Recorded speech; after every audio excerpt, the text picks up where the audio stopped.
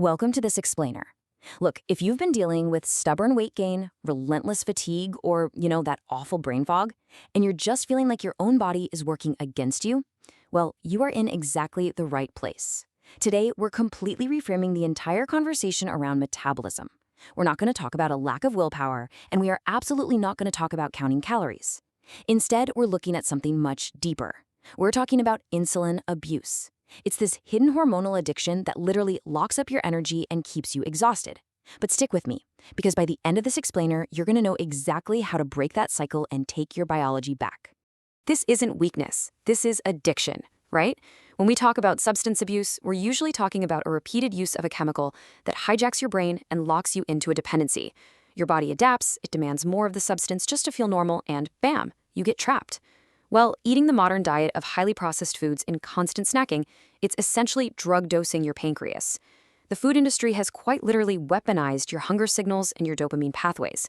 This whole system is built from the ground up to keep you craving. So let's get one thing straight. It is not your fault, and it certainly isn't weakness.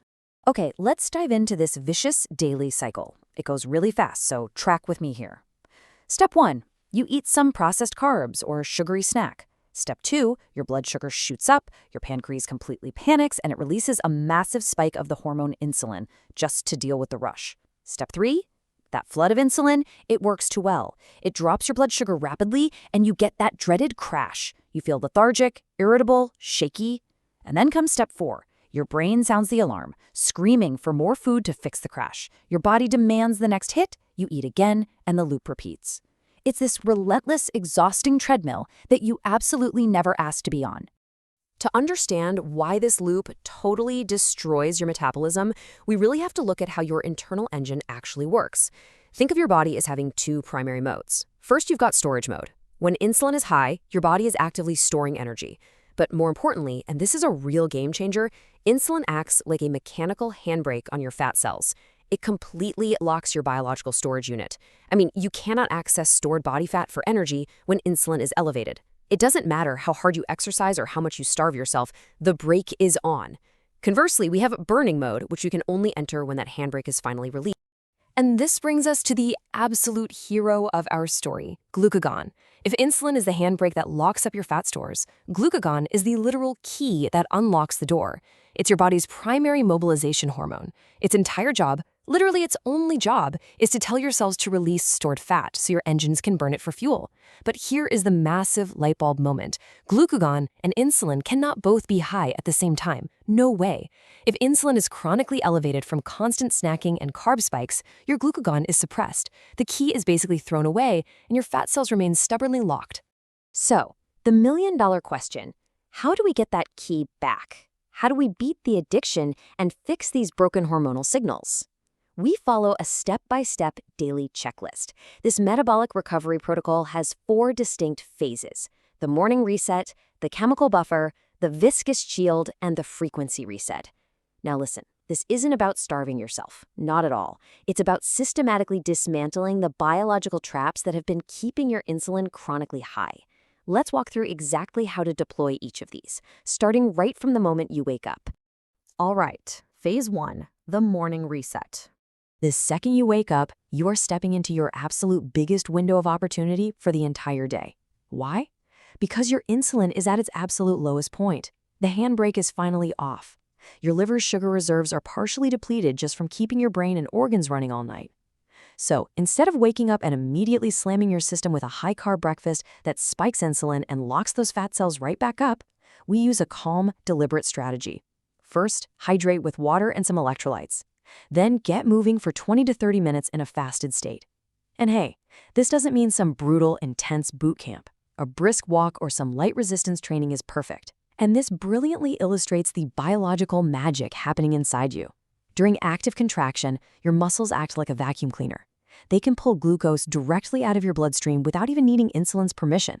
You're totally bypassing the hormone, draining your liver's remaining sugar tank, which is known as glycogen. Once that little tank is empty, your body is forced to start burning body fat for fuel. Moving right along to phase 2, the chemical buffer. Okay, so eventually you're going to eat. To nourish your body without flooding it with a massive storage signal, we deploy acetic acid, which is found in vinegar, about 5 to 10 minutes before your largest meal of the day. Think of it as setting up a frontline defense.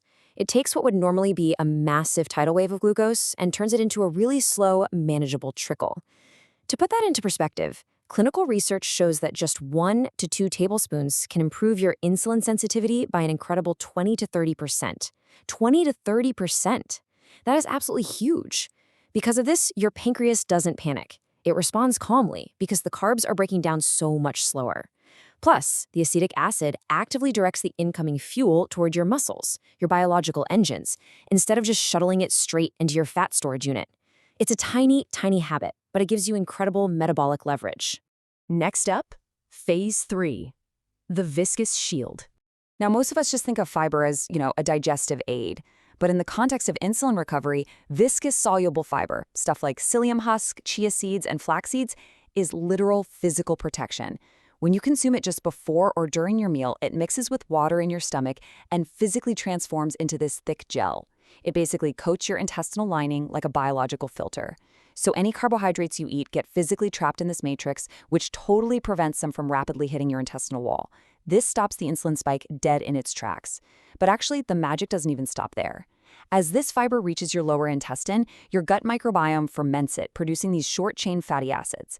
And those fatty acids trigger your body to naturally release GLP-1 and PYY. Now, these are your brain's natural satiety hormones. They travel straight up to your brain and literally tell it, hey, we are full, stop eating. It's totally amazing. And finally, phase 4, the frequency reset.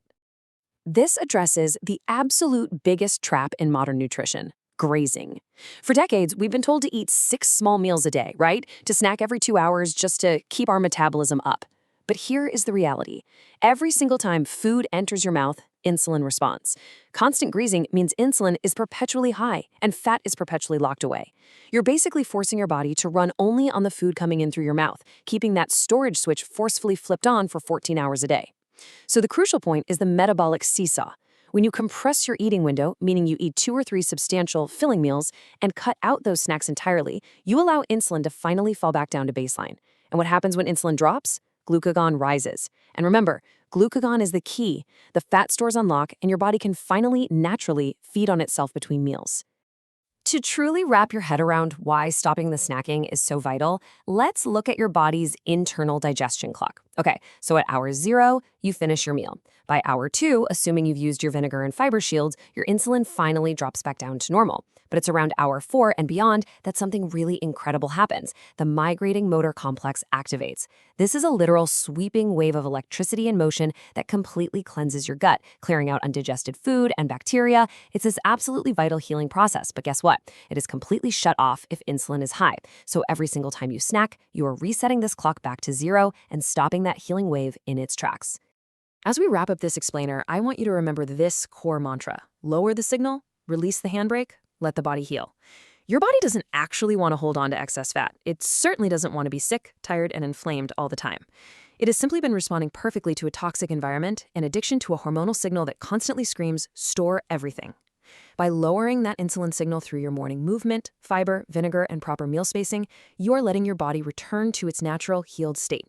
You are finally giving it permission to burn fat again. Which leaves us with one final vital question to think about. Are you driving your metabolism with the handbrake on? Look, if you've been pressing the gas pedal as hard as you can with restrictive diets and endless cardio, but you aren't moving anywhere, you're just burning out your engine. It's time to release the brake.